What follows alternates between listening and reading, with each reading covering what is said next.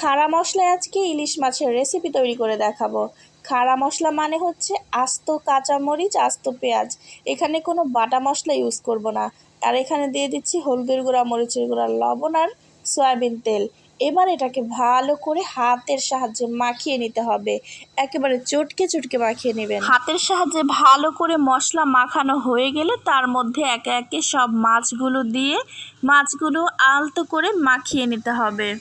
মাছগুলো মশলা মাখানো হয়ে গেলে তার মধ্যে কিছুটা পানি দিয়ে চুলার মধ্যে বসিয়ে দেব। বাস, আর কোনো কাজ নেই, কোনো লাড়াচাড়া করা লাগবে না। কিছুটা পানি দিয়ে যতটুকু আর কি পানি দিব ততটুকু পানি একেবারে শুকিয়ে ফেলবো। মাঝে শুধু একবার মাছগুলোকে উল্টে দিতে হবে যাতে মাছগুলো এপিট ওপিট ভালো করে সিদ্ধ হয়। ব্যাস, আর কোনো কাজ নেই। এরপর মাছগুলো নিজে নিজেই হতে থাকবে, আর নাড়াচাড়ার কোনো প্রয়োজন নেই।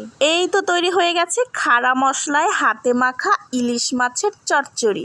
এইরকম একটা রেসিপি দিয়ে সেহরিতে পেট ভরে ভাত খাওয়া যাবে।